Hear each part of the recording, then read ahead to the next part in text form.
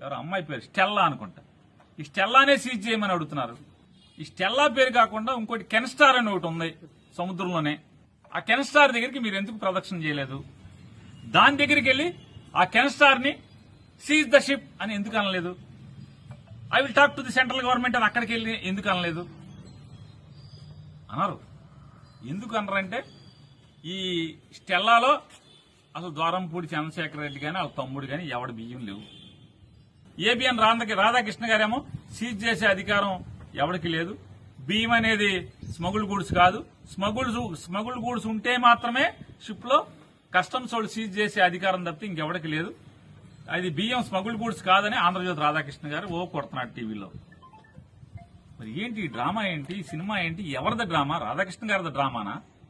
పవన్ కళ్యాణ్ గారిది డ్రామానా? చంద్రబాబు నాయుడుది డ్రామానా? ఎవరిది డ్రామా ఇది? ఆ కెన్స్టార్ జోలికి ఎందుకు వెళ్లరు? ఇవాళ ఇది ఇంకా ఈ స్టెల్లా అనేది నేను ఎవరినో నాకు కాకినాడకు సంబంధించినటువంటి మీ 2 పేపర్లు 10 ఛానల్స్ ఉన్నాయి కదా, దాంట్లో 2-3 ఛానల్స్ విలేకరులతో మాట్లాడాను. ఈ 2 పేపర్లో ఒక పేపర్ ఆయనతో మాట్లాడాను. ఏంటి బాబు ఏం జరుగుతుంది షూటింగ్ అసలు ఏంటి ఇదంతా అని చెప్పని సాక్షితో మాట్లాడాల, సాక్షి విలేకరుతో మాట్లాడాల. మీ 2 పేపర్లు 10 ఛానల్స్ లో ఓ 3 మాట్లాడాను. మాట్లాడితే వాళ్ళు చెప్పేది ఏంటంటే, సార్ ఇదంతా పెద్ద డ్రామా ఇది.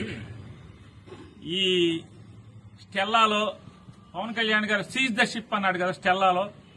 ఆ స్టెల్లాలో దగ్గర 36 మంది ఎక్స్పోర్టర్స్ కలిసి 35,000 టన్నులు ఎక్స్పోర్ట్ చేయడానికి దాన్ని తెచ్చుకున్నారు.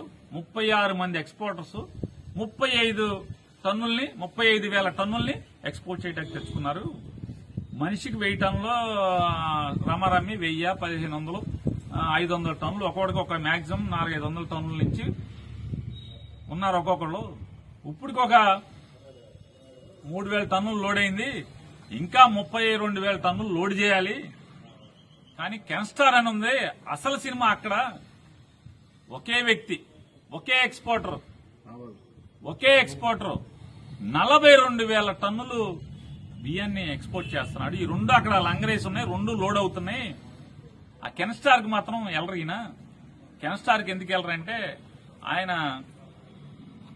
సీను అని చెప్పని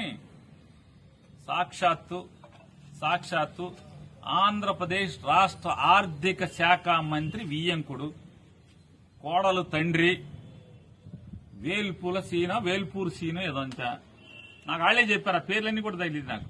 వేల్పూర్ సీను ఈ రాష్ట్ర ఆర్థిక శాఖ మంత్రికి వియ్యంకుడు